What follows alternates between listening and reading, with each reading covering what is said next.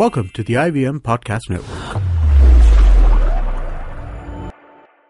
TFG Football is an IVM production, and you can also check out their other awesome shows like Geek Fruit with fellow and television geeks Tejas, Jishnu and Dinkar as they discuss the world of science fiction and nerd culture. You're listening to TFG Football. Hello and welcome everyone. It's a new episode of the TFG Indian Football Podcast, and it's a new episode, but we at the studio are still the same, and we're going to talk about Indian football. We should also continue with the two teams that are remaining in ISL draft reviews. That's Kerala Blasters and Chennaiyin FC. Kevin is back in the studio. What's up, Kevin? Hello. Good to see you back in studio. Are you feeling better? Much better. Let's talk football and feel more better. Yeah, great. Now Chennai, I'm saying. Sorry. Chiranjit is joining us via Skype. Sorry, CH. Well, before we come to the ISL teams, we shall talk about this signing that has taken place over the weekend by Delhi Dynamos. They've signed a Brazilian midfielder, Paulinho Dias, 29-year-old. Delhi is going probably the right way by having a balance between players of the Indian squad and the foreign signings. So, Kevin, if I had to ask you, how does this signing come across? Brazilian guy? Will he be the only Brazilian in the ISL? Because we're seeing most of the foreigners coming from Spain and Portugal. Portuguese, yeah, a couple of from there, but mostly it's from Spain. Yeah.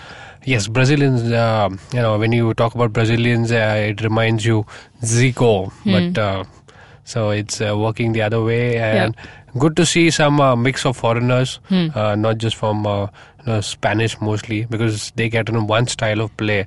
Brazilians have a totally different way of playing. Yeah, they can adapt to whatever system. So I think it's great signing for Chiranjit. On the same page, a great signing for Delhi Dynamos. Yeah, I mean, just look at this. They are getting younger and younger. Yeah. I feel that was sarcastic.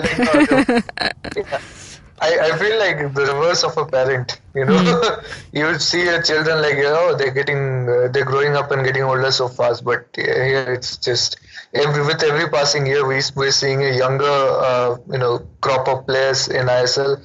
And this time Delhi Dynamos have pretty much said that they are going for youth. They have signed young Indian players, and they're going for foreign players as well, who are much younger than the ones that usually used to come to ISL before. And 29 is a pretty good age. It's exactly my age actually, so it's pretty awesome. I would not call myself an old man. I wouldn't call this player old either. So it's brilliant that we are seeing this trend as these teams make transition for a longer season. And I was actually taken aback when Kevin said, is he going to be the only Brazilian? And the reason is because in Indian football, traditionally, we have seen foreigners from two countries mostly come to play over the years. It's been Brazil and Nigeria. Yeah. And last year itself, we have had a huge number of Brazilians playing in India. FC Goa had a Brazilian midref, so to speak. So not midref, a spine. So it was, Indian football, apparently, stylistically, we aspire to be like Brazil, some of the Latin American countries like Brazil and Argentina. But over the years, we've seen a bend towards Europe, especially with ISL coming in. But I don't think we should lose that connection with Latin American football, because ultimately that's gonna be our next step. We're gonna the flamboyance and the sheer creativity and excitement in football. It would be really good for India. I know we've got a British coach who's going to take us in a very different directions, but I've always loved that brand of football, and I don't want that influence to go away. I want some element of that to remain. And so whenever somebody signs a Brazilian, it's always a good thing. Yeah, absolutely. This is a good signing as well. Delhi should get a few foreigners from the Middle East. with the Aspire. The academy. Yeah, with the Aspire tie-up, I'd really love to see one or two Middle East. Not really. I think that's logistical.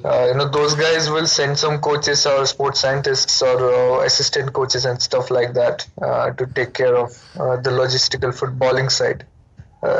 Similar to some of the roles that Atletico de Madrid played. For if you are like signing foreigners in India, you're gonna go for Europeans and Latin Americans because those are the best players you can get. Yeah. Right? Because you want to be competitive for the simple reason. I don't really think players from Middle East are out there yet. Absolutely. Now, moving on, we have these two ISL teams to talk about. The last two of the 10 teams that we're going to look at talking about their draft picks and the Indian squad completely. Now, Kerala Blasters we're looking at. So since you're looking at, we have a birthday boy in their squad. That's Arata Izumi. He's turned 34 years old today. So TFG would like to wish him all the very best wishes, and may he... For the record, not old again. Yes, of course not. So I should say 34 years younger. Well, so let's see. He's also won, he was last season, he played for Neroka. He won the title, the second division I-League title. And here he's again with Kerala Blasters after having a stint with ATK. Now he's in KBFC squad. So let's look at best wishes for him. Moving on, let's look at Kerala Blasters squad now. Kevin, we start with you. What do you have to say? It's a pretty good side, but the only thing lacking is the goalkeeper. They've got just one, Subhashish Roy Chaudhary, who stands in goal, and he may be the one getting the first pick in the starting lineup. But this is something not all ISL teams have done. Usually they've gone with at least 2 or 3 keepers to fill up the entire quota of the foreign the goalkeepers. But here we see, we're expecting a foreign goalkeeper to come in the Kerala Blasters, unlike what other ISL teams have done. Where is David James? Yeah, just get him. It's enough like he's doing shows with Sony 6 and all of that, with all other tournaments. He should just come back.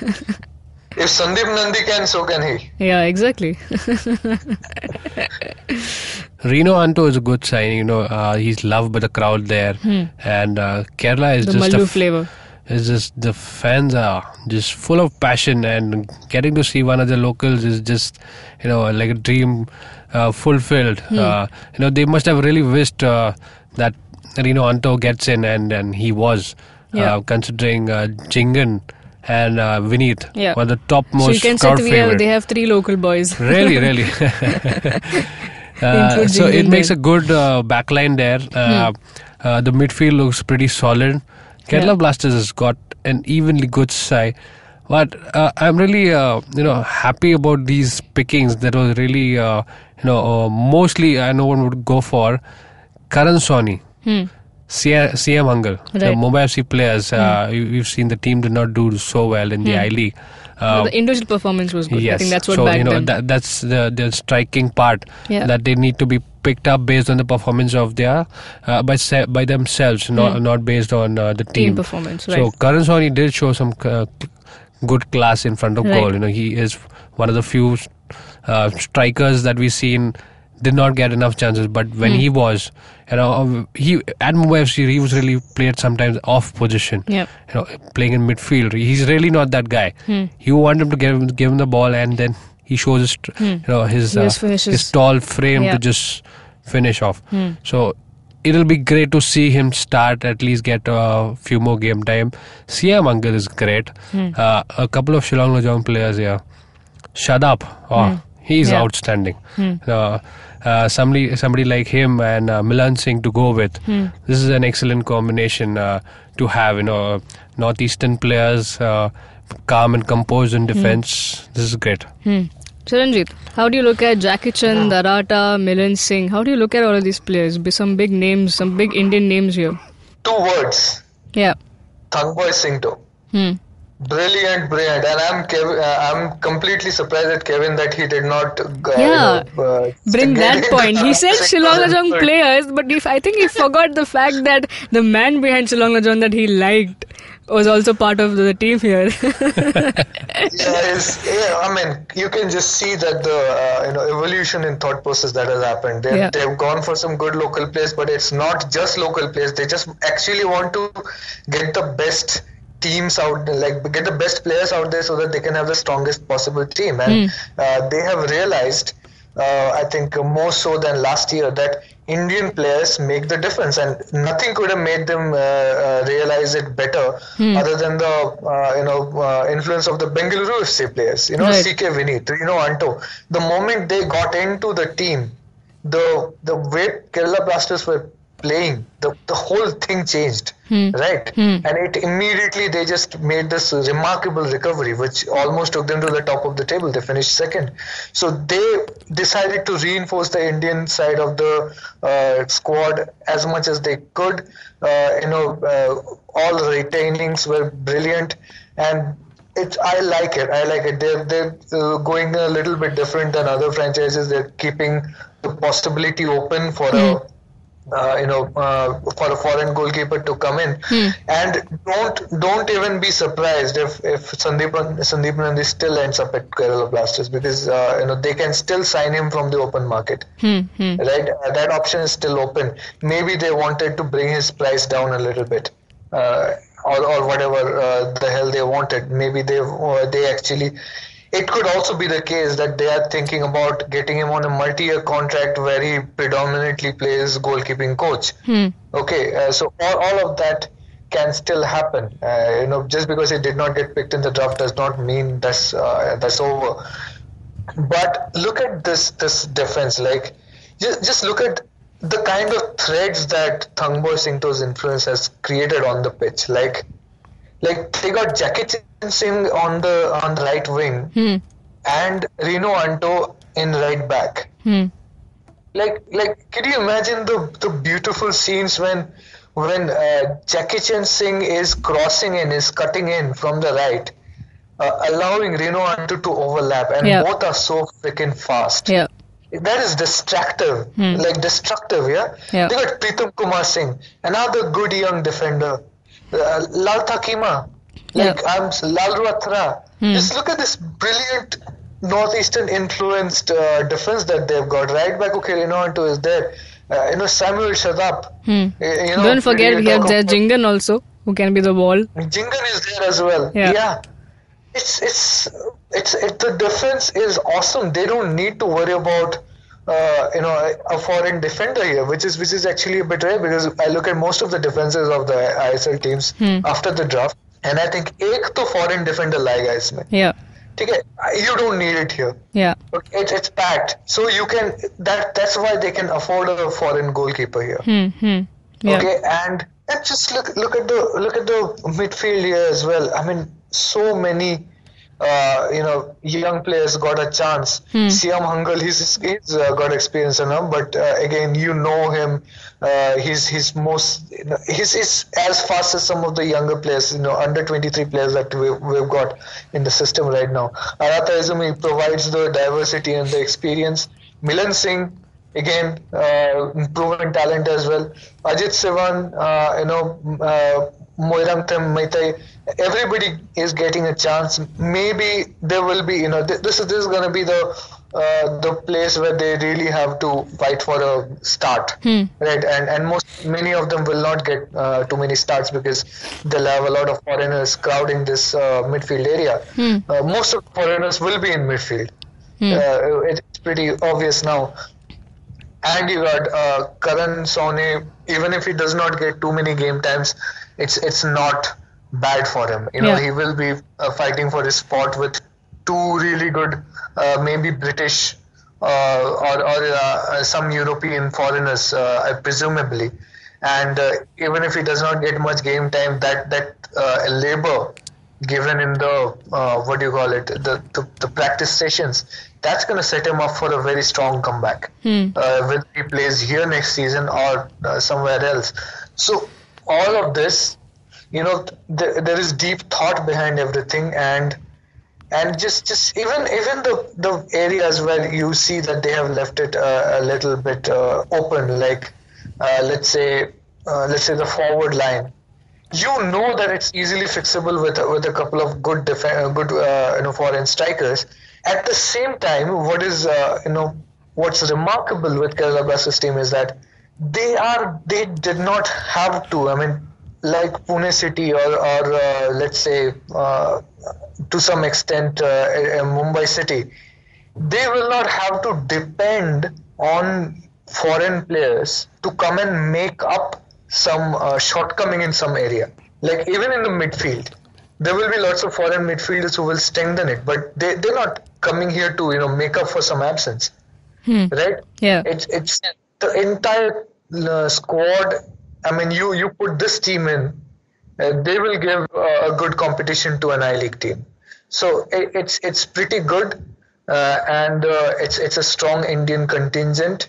And that can only mean a good thing. I don't know what else to say. Yeah, even like what they've done in the upfront also, they've got Ian Hume back, and in case if they are, if they confirm with Antonio German as well, so I think it's more or less one or two more in the midfield and one at the back for the keeper. I think it's pretty much done, and very well said. Like Thangbai Singh though had his homework pretty much done, and now we have to see how Rene puts that into use and gets the best squad out there, the starting 11 or the ones that will play throughout the season. Now comes back to the ratings of the team that we're going to give. Kevin, out of 10 for Kerala Blasters.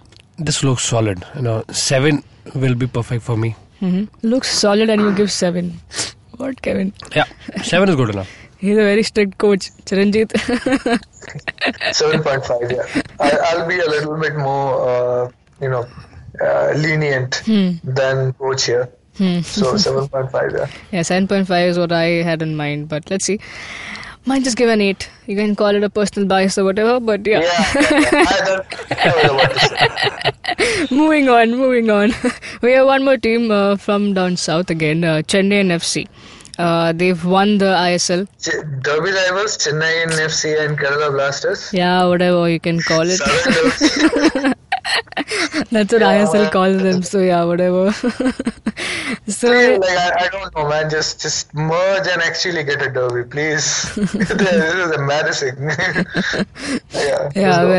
Moving on now. Chennaiyin FC, they have one title. They had a title to their name. They also had in the opening season they had a great squad, and they have finished table toppers. But table toppers really don't have a chance to get their hands on the title in ISL. But let's see how this team looks like for the upcoming season. Chiranjit, we start with you. Chennaiyin FC, how do you look at it? Well, they kept Karanjit Singh, no surprises. They kept JJ Lal Piklu, no surprises. Anirudh Thapa, uncapped under 21 player, so he gets to stay, which is okay. Jerry Larinzola, he has played for the national team. Yeah. So if going by ISL's own rules, how can he be retained? I don't get it, because you're supposed to retain 2 players if they are senior or under 21 India capped. But somehow Chennaiyin FC have kept 3. So if Chennaiyin FC can kept 3, why couldn't Bengaluru FC keep 5 or 6? I just don't understand. ये लोग एक rule बनाता है और फिर उसको somebody breaks it and then he comes in at fourth round and that's okay, or whatever, man. I'm not bothered that they kept him. I personally believe they should have kept all the players if they wanted, and the players wanted to stay if it was done through an open market. But you just make these ridiculous rules and then you make ridiculous loopholes, which allows for ridiculous breaking of the rules, which is just makes the whole thing look more ridiculous, which it is, by the way, the whole draft thing. Yeah, now come back to the team. Rant over. Going into the draft picks themselves, Pawan Kumar. Yes, that's a good goalkeeper to pick to keep Karanjit on his toes. Fulganko, Sanjay, Dhanachandra were the 3 defender picks. So I don't know, man. Dhanachandra, we know he's pretty solid. He's done so well at Mohun Bagan. Yeah. Fulganko has the potential. He can prove himself. Sanjay, he's good, but these are not the names that really jump out Yeah. and really take you aback. Like, oh my goodness, this is awesome. Like just we had at Kerala Blasters, German Preet. I'm so glad he got a good pick. He's playing so well for India under 23. He did so great for Minerva Punjab. He's going to Chennaiyin FC. Hopefully, he gets a lot of game time. Francis Fernandez. I'm not like this straight up super excited about this pick, but yeah, he's good. I mean, obviously, if they're picking him, he has to have that potential. But yeah, he's good. Thorsing as well. Yeah. Thorsing I have liked quite a lot over the last couple of years, and yeah, I'm happy that he's there. And Mohammad Rafi up front, he's gonna be. I don't know. I would like to see him start 5-6 games and provide a good partnership to JJ Lal Bikloa. But then again, this is the kind of thing that I was talking about when I was referring to Pune City and Mumbai City when talking about the Kerala Blasters team. You can see there are holes everywhere. Yeah. You're gonna that they will bring in foreign defenders, foreign midfielders, and foreign strikers. Yeah. Right, and they're not coming in to just supplement. If there are two good foreign defenders, Sanjay Balmuchu gets blown out of the squad. Right, he'll be lucky to see one game. That Francis Fernandez is gonna have a tough time to even come on for a 10-minute role if they sign 4 good midfielders from abroad. Forward line JJ is gonna be there, and he's gonna get. That we know that JJ will be starting quite often. Yeah. Mohammad Rafi not sure about, but yeah, you can. I mean, to say in so many words, Chennaiyin FC are going to be very much dependent on their foreign signings.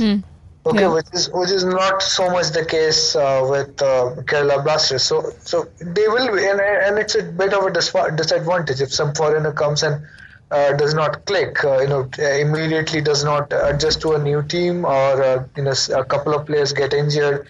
Then you are in with a situation because you have to pick a player who is drastically less competent than the player who's you are benching or dropping. So. Yeah, Chennaiyin FC may face that problem going forward. They will be quite dependent on foreigners this season. So, Kevin, do you see them missing Khabra and Jayesh in the squad because they went for them? They had a trade when Bengaluru picked them up, but it didn't go in their way. So, what do you have to say? Do you see them missing, these 2 players? See, Jayesh was anyways not their first choice. He did not get enough game time. Although he was the first goal scorer in the last ISL, a first Indian goal scorer, but we hardly saw him in the rest of the season. He was, just sidelined, and thankfully, as all happened to him, else it would have been a season that he would want to forget. I'm looking at the squad here. We've been talking about northeastern players being picked by most of the ISL teams, the I-League teams. They're just dominant. Do you have at least a small percentage or at least a significant percentage of northeastern players in every team? What about Goan players? Just look at this. Keenan Almeida, Fulgencio Cardoza, Sanjay Balmuchu, Francisco Fernandez. Goans. You at least got 4 of Goans in this team. Yeah. And it just tells you that the sport that has grown over the years is also there for the Goans as well. It's just sad to see, so many Goans clubs that just folded out. But here, Keenan Almeida playing at Churchill Brothers, he gets a chance. We don't know whether Churchill will take forward how they made a comeback, and this is good for these players. And Chennaiyin FC looks like one of the best young squads in the ISL. Look at the retentions. Cherry is there. Thapa is there, and German Preet comes in. This is great, if we see all of them playing together.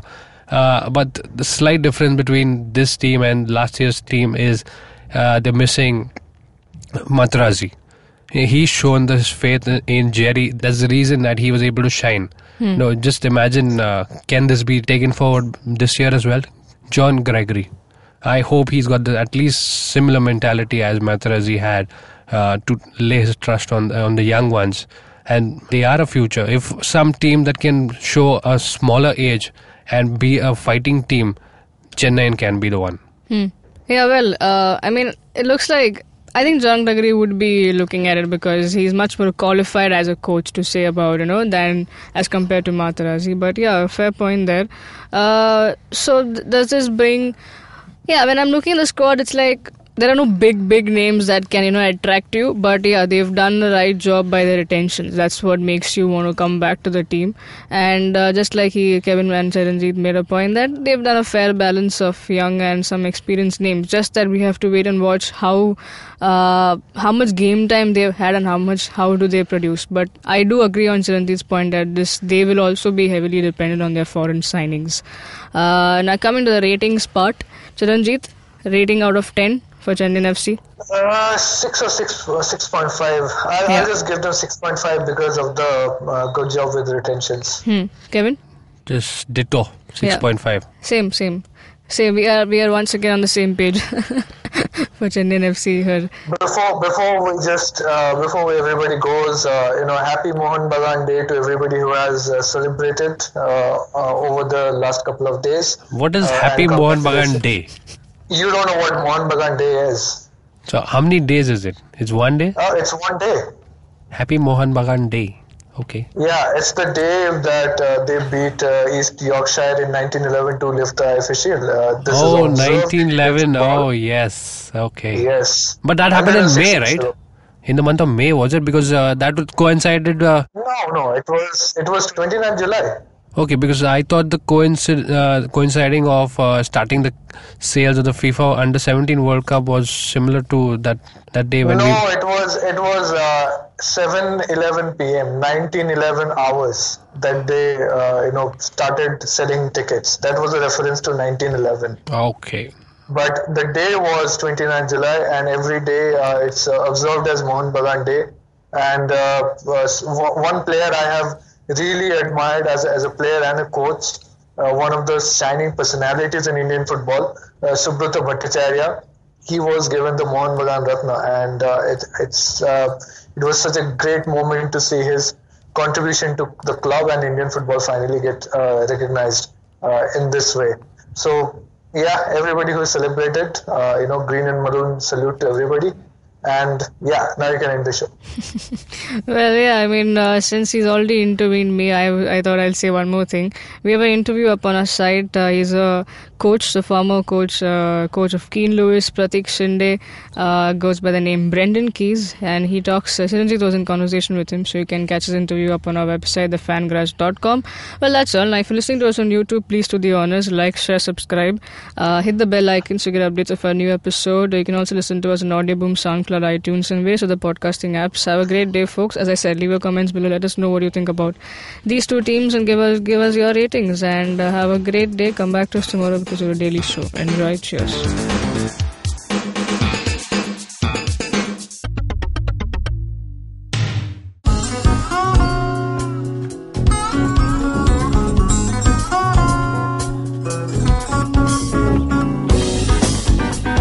That was Tantrik Steve from Hansraj College, Delhi, performing at IIT Bombay's Mood Indigo.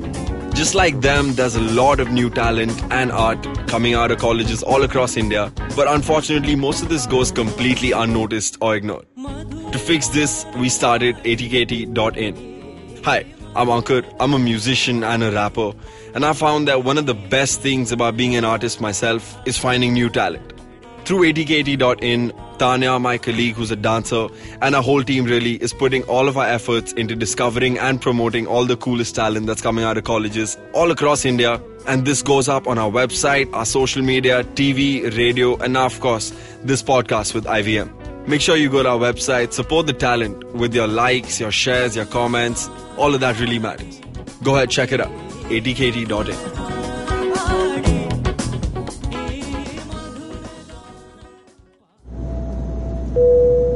Good evening, ladies and gentlemen. This is your captain speaking. Sorry to say, but there's been a slight delay due to the apocalypse having suddenly begun. As you can see, there's death, destruction, and chaos taking place all around us. But don't you worry, food and drinks will be served shortly, and I would recommend checking out IVM Podcasts to get some of your favorite Indian podcasts. We'll keep you going till this whole thing blows over. Thank you.